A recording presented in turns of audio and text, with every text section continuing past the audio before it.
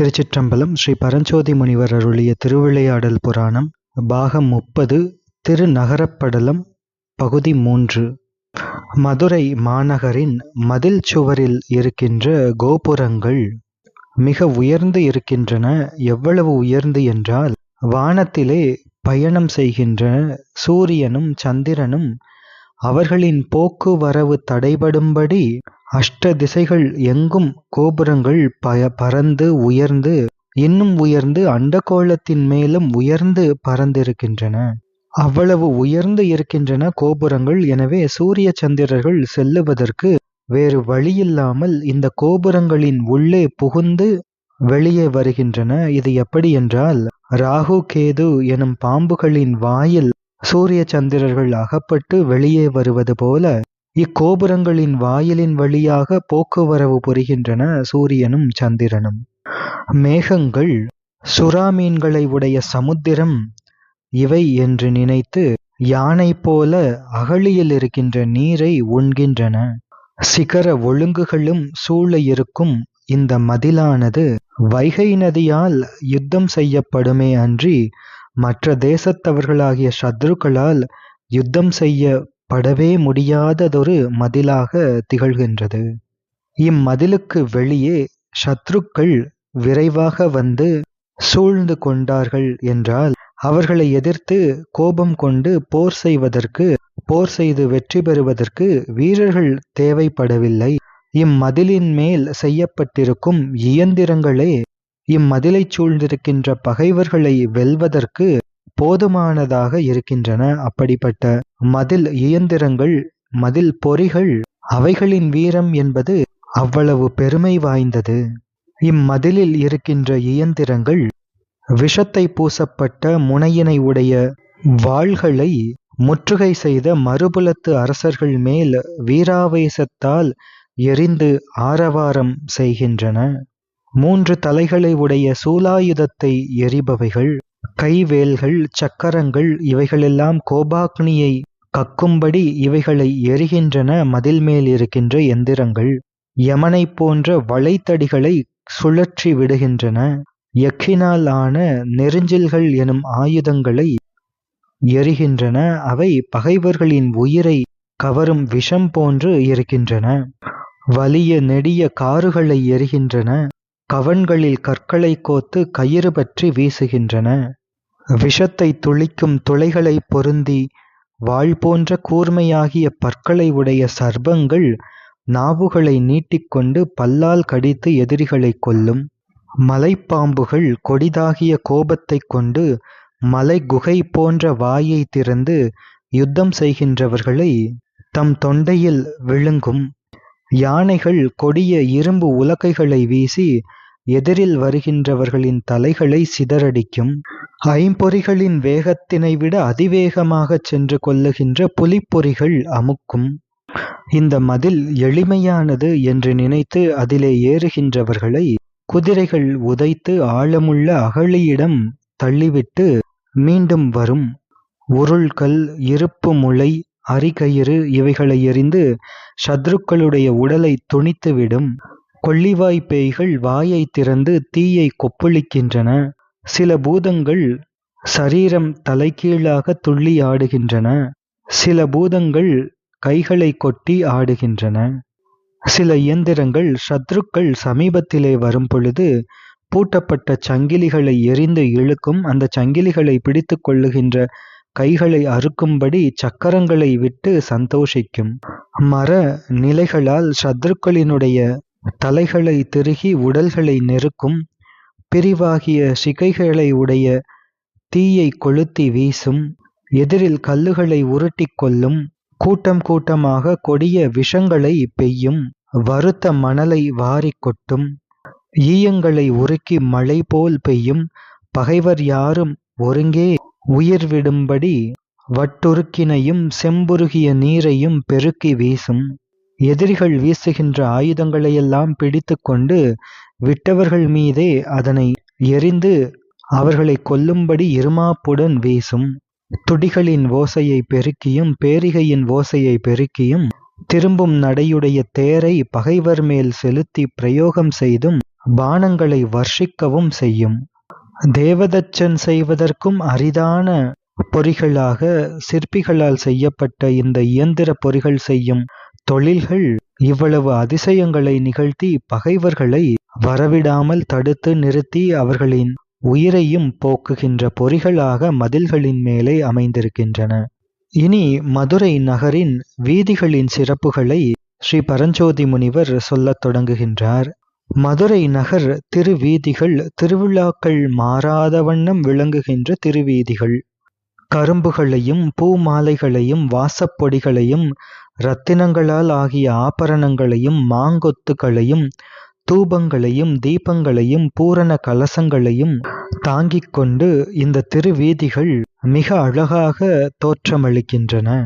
மதுரை நகரின் வீதிகள் தனித்தனி சிறப்பு இலக்கணமாக கூறப்படும்படி அமைந்திருக்கின்ற வீதிகள். பரத்தையர் உறைவிடம், 4 வகை வர்ணத்தோர்கள் வசிக்கின்ற வீதிகள், கல்விச்சாலை முதலிய அறச்சாலைகள் இருக்கின்ற வீதிகள், சிவயோகியர் மடங்கள், திருக்கோயில்கள் என்று முறைமையாக அமைக்கப்பட்டிருக்கின்றன திருவீதிகள்.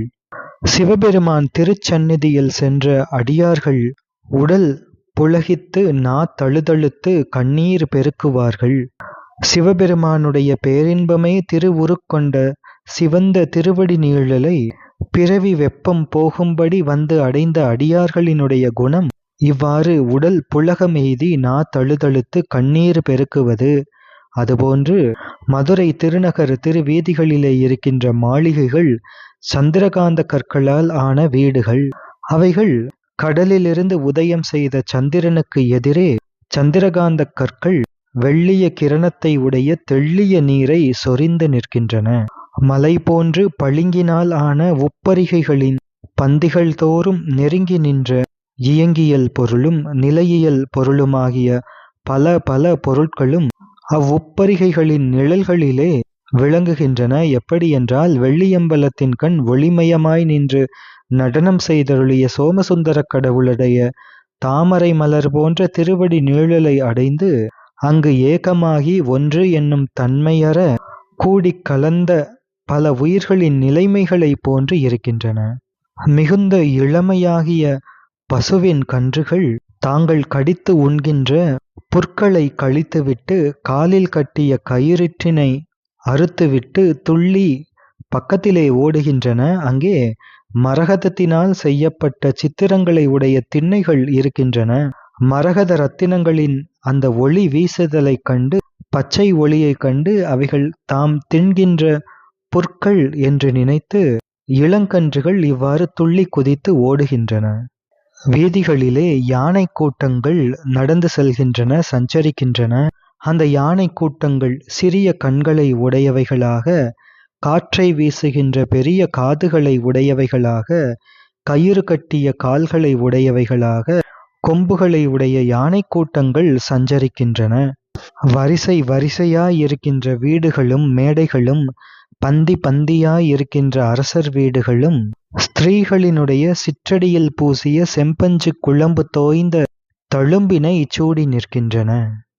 யானைகளினுடைய துதிக்கை, யானைகள் போர் செய்ய எதிர்த்து நின்ற பகைவரினுடைய மார்பினிடத்தில் தம் கொம்புகளால் துளைக்க உதிரமானது ஆறுபோல் பெருகும்படி இருக்கின்ற வலிமையான கொம்புகளை உடைய யானைகள், கோபத்தினால் சிவந்த கண்களையும் மயக்கத்தையும் உடையவைகளான யானைகள். அவை நன்கு அலங்கரிக்கப்பட்டு பனைமரம் போன்று அடிபருத்து நீண்ட துதிக்கைகளிலிருந்து மதநீர் ஒழுகுகின்றன.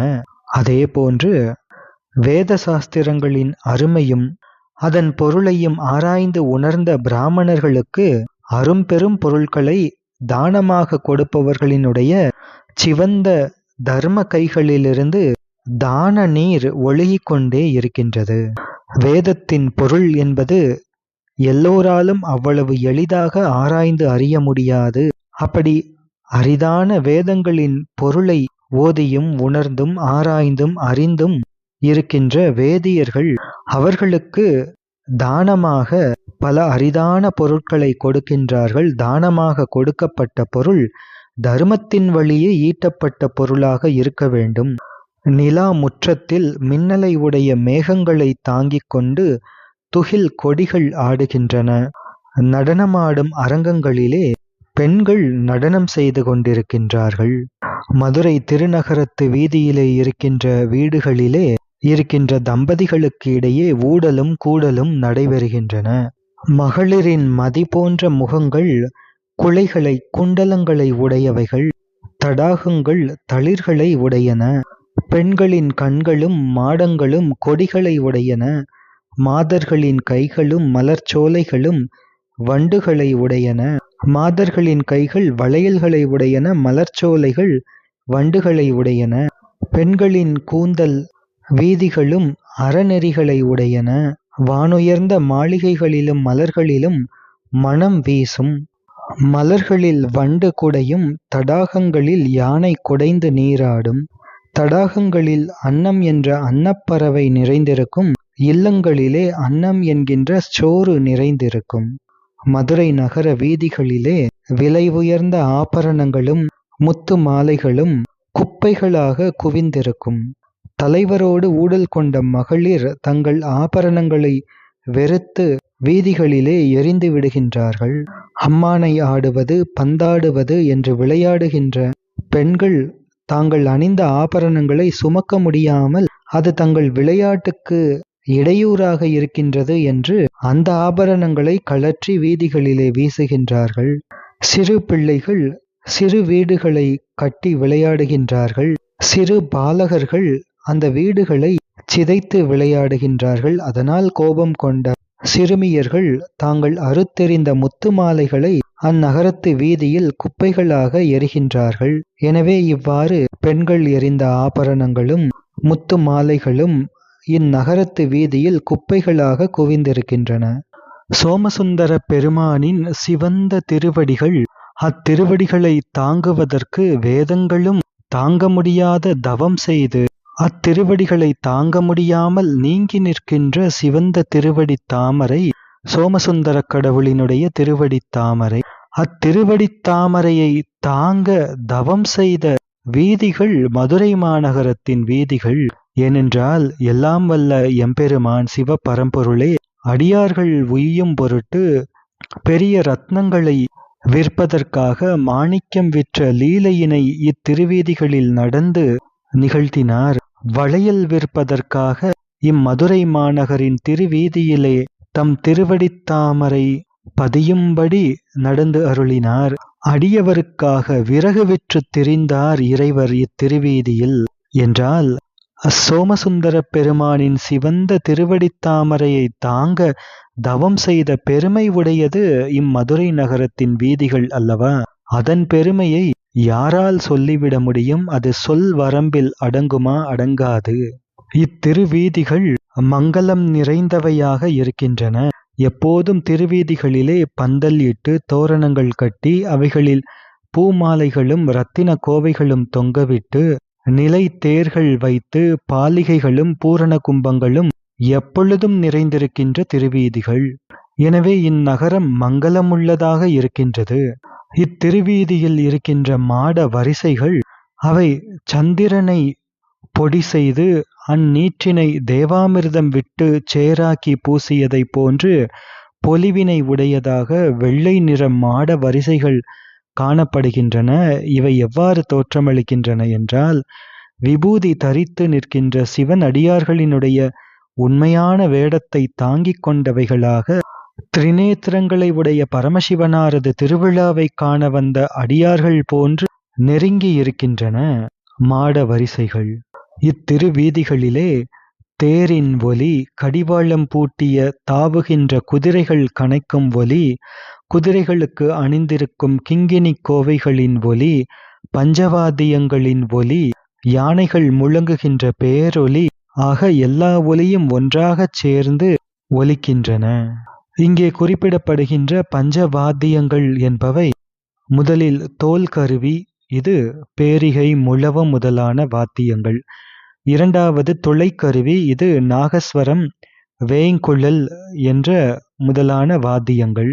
மூன்றாவது நரம்பு கருவி, இது வீணை முதலான வாத்தியங்கள். நான்காவது கஞ்சக்கருவி, இது தாளம் முதலான வாத்தியங்கள். ஐந்தாவது மிழற்று கருவி, இது கண்டத்தினால் துவனி உண்டாக பாடுவது.